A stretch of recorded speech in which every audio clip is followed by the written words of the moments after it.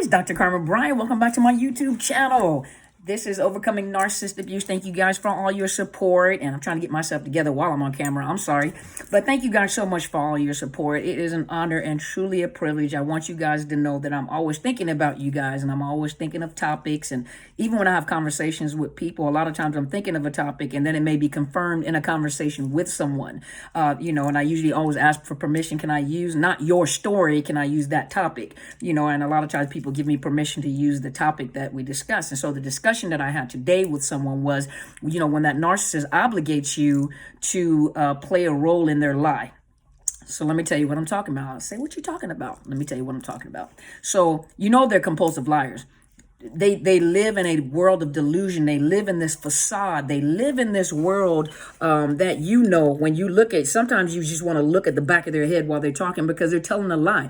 They're telling lies to people. They live based off of a lie. They create a fantasy world. They create this reality. It's almost like they're living this fantasy world, and you're looking at them like, you got to be kidding. You're too old, to tell these lies and make people believe your reality. Most of them do. You look on their Facebook pages, you look at the supply that they have. They create this facade. They create this illusion of perfection.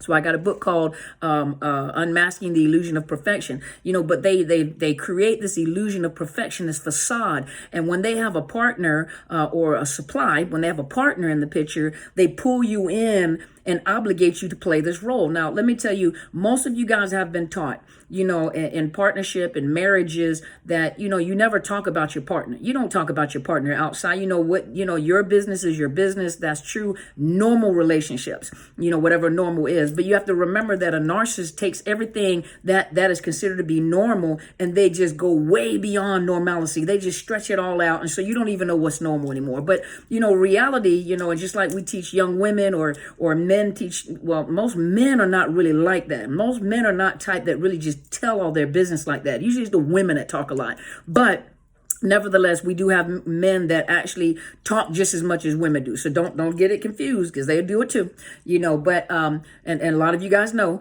But for example, they tell lies and then obligate you to co-sign or to agree with them in a lie because it gives them leverage in front of people. And then don't think that a lot of family members and friends know that this person is a compulsive liar. But then to try to co-sign or make them look more, what's the word I'm looking for?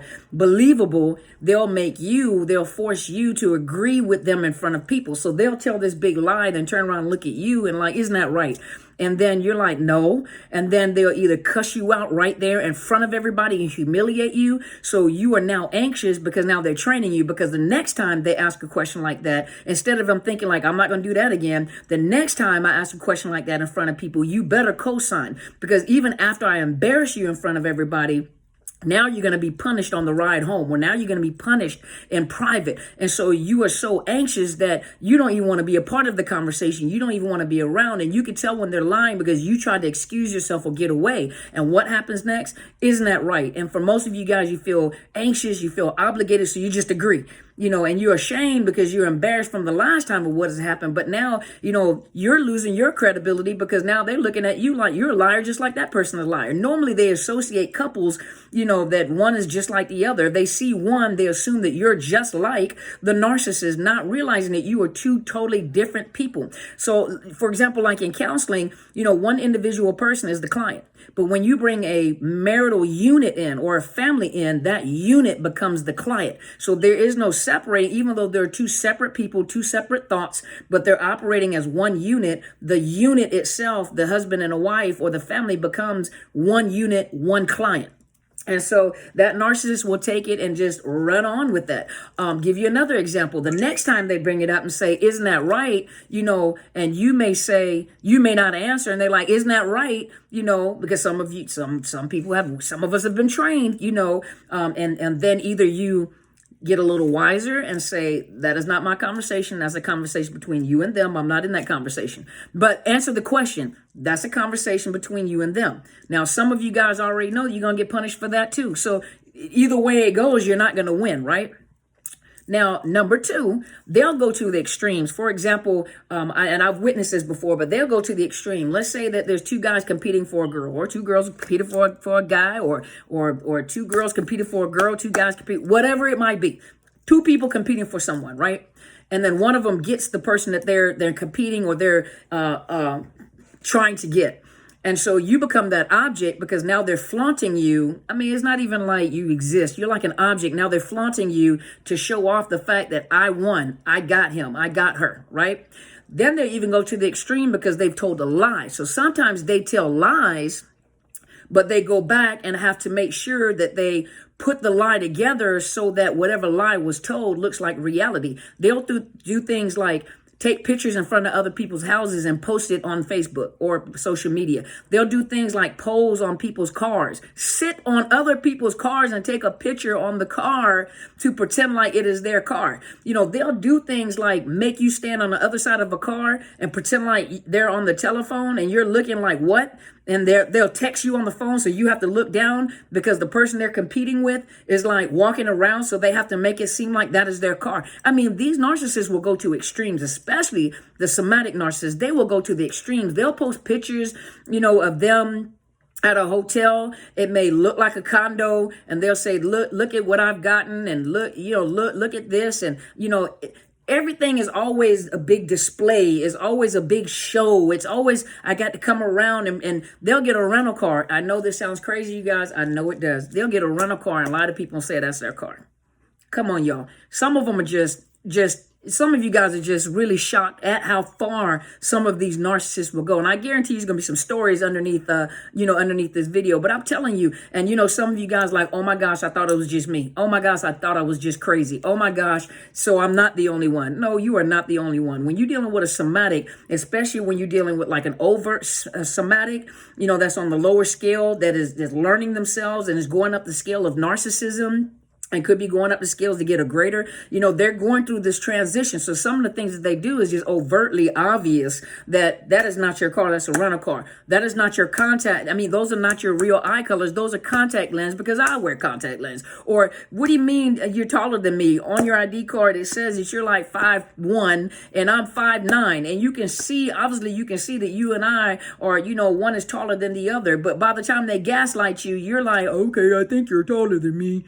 And all of us are looking like, no, that person is like 5'1" and you're like 5'9". It's very obvious. Well, the metric system is messed up, and you'll repeat everything that they say because they sleep deprived you, they've cussed you out, they've abused you, they've hollered at you, all so that you will change your mind to agree with them. And some of the things you agree with, you're agreeing with just so they'll leave you alone. And then you get around us, we're like, girl, dude, bro, you already know. That person is as tall as a garden gnome, and you're as big as Shaquille O'Neal. Where did you confuse that you're shorter than this individual? But do you see how they abuse and how you comply and how you comply to their lies until a point where there are some people, though, that already know what that narcissist is like. And there are some people that just choose not to get over involved in your relationship, number one, because they fear for your safety as well. Or they know that if they say anything, they know the type of person that narcissist is, and they know that you'll probably suffer. They know, even when people come in for counseling with me, sometimes when I recognize there is domestic violence going on, sometimes I have to back up.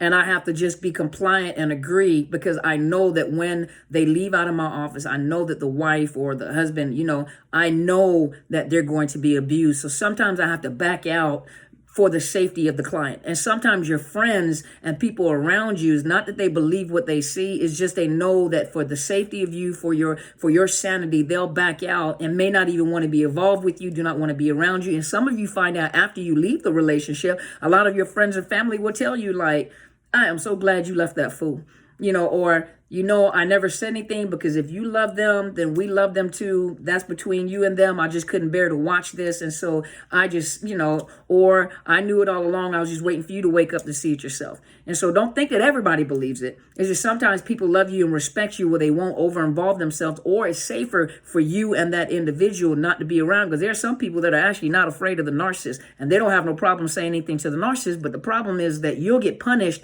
for family and friends saying something to your narcissist or to your former narcissist. We're not going to say they're not yours. But to the former narcissist that you were in a relationship. And so sometimes people just reserve and they're quiet. They won't say anything in order to protect you. And those are people that do love you. And so hopefully that gave you a little insight. And some of you guys have been through it. Some of you guys were forced to go with the lie. Some of you guys were standing in front of other folks' houses and posting pictures, and people like, but you agreed to it, so you just as bad. No, but you don't. And it's hard for people to explain, no, you don't understand. If I didn't do it, I was going to be abused. If I didn't do it, I was going to be. And then, those people that have never been through this type of trauma, they always have some good advice. They always have something to say, well, you should have done this and I wouldn't have, because you were not in a relationship with a narcissist. And if you were, and you could still tell another person what they should have done and how they should have done it, you were not in one as bad as they were then. So a lot of times when people tell you what you could have, should have done, those are not the people that you want in your corner. Those are not the people that you want to give you advice, because they've never been in a relationship like that. I've been in one, but one thing that I did, because you haven't been in one with a psycho, you haven't been in a relationship with a narcissist that doesn't mind hurting your kids, burning up your house, or killing your pets, or stabbing your fish, or holding your fish for ransom.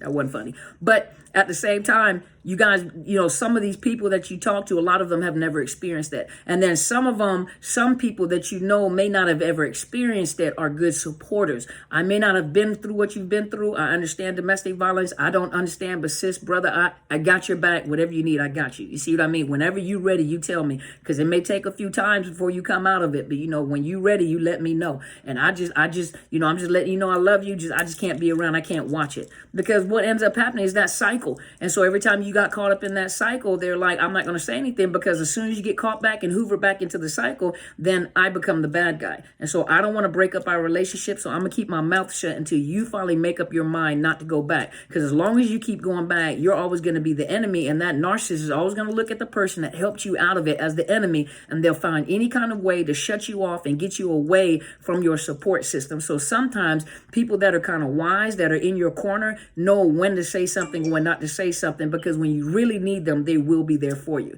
So don't think that everybody's against you, and don't think that everybody thinks that you're crazy or stupid, because you're not. You got to do what you have to do, and two wrongs don't make a right. Because a narcissist is slandering your name. So whether they're married to you or not, trust you me, they're talking about you. But everybody doesn't respect what they say, and everybody doesn't look at them as a hero. And if they do, and they're okay with what they're doing, they're just as ignorant as they are. They're just on the same level as they are. So do know that. So hopefully this has helped you this evening. I don't know what time it is in your area, but hopefully this helped you this evening. Thank you so much for tuning in. Make sure you subscribe. Dr. Carmen Bryant, Overcoming Narcissist Abuse. You can also find me on podcasts, and my main platform is Podbean. So you can join me on Podbean. I am on iTunes, but my main platform is Podbean, Overcoming Narcissist Abuse, iTunes, Google Play, Spotify, iHeartRadio. You guys can join, those podcasts and look me up. You can also find me on Facebook, Psychological Health Consultants and Services, and Overcoming Narcissist Abuse. I am on those. Make sure you subscribe to my mentor, Helen Sadler, Destiny Helper, and make sure you share the video, share the videos. It's good information. And if you continue listening to it, repetitiously, whatever, resonates with you, keep on listening to it until you break free, and then go to the next video. Just keep listening, because something that she said or something that I said may resonate with you, and it just click. You may hear something that you didn't hear before, so keep listening to it until you move on to the next video. Whatever just listen to it. You know what I mean?